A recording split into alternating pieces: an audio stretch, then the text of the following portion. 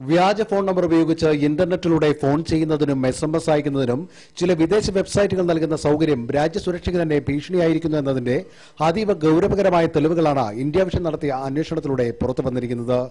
Telecom regulatory അതോറിറ്റിയുടെയും സുരക്ഷാ ഏജൻസികളുടെയും കണ്ണുവെട്ടിച്ചുകൊണ്ട് പ്രവർത്തിക്കുന്ന ഇത്തരം വെബ്സൈറ്റുകൾ തീവ്രവാദ സംഘടനകൾക്കും മറ്റ് വിധ്വംസക ശക്തികൾക്കും എളുപ്പത്തിൽ ദുരുപയോഗം ചെയ്യുന്ന തരത്തിലാണ് സൗകര്യങ്ങൾ ഒരുക്കിയിരിക്കുന്നത്.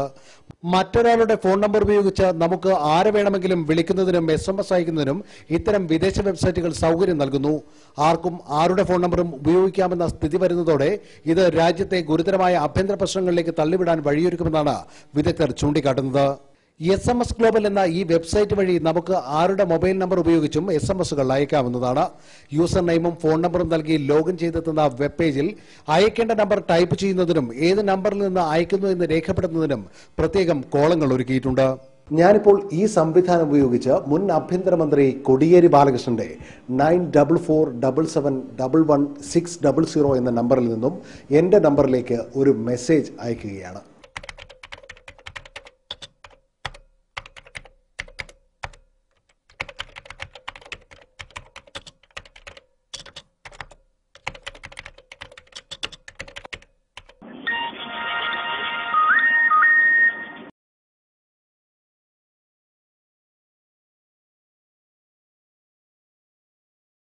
ഇനി ചീഫ് വിപ്പ് PC ജോർജിന്റെ മൊബൈൽ നമ്പറിൽ നിന്നും എന്റെ നമ്പറിലേക്ക് SMS അയക്കുന്നു.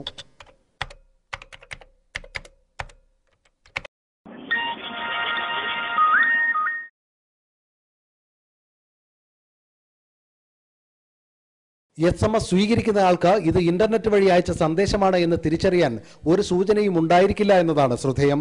ഇന്റർനെറ്റ് കോളുകളും സന്ദേശങ്ങളും തിരിച്ചറിയാൻ 11 അക്കങ്ങളുള്ള തിരിച്ചറിയൽ കോഡ് രേഖപ്പെടുത്തണമെന്നാണ് ട്രായുടെ നിബന്ധന. എന്നാൽ നിയമങ്ങളും നിബന്ധനകളും കാറ്റിൽ പറത്തി വ്യാജ ഇന്റർനെറ്റ് കോളുകളും SMSകളും പ്രചരിക്കുന്നത് ഗുരുതരമായ സാമൂഹിക പ്രത്യാഘാതങ്ങൾ ഉണ്ടാക്കുമെന്നാണ് വിദഗ്ധർ നൽകുന്ന മുന്നറിയിപ്പ്.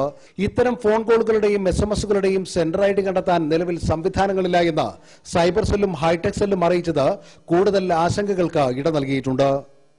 ക്യാമറാമാൻ അബു താഹിറിനൊപ്പം AU Ranjith, India vision, Palakkad.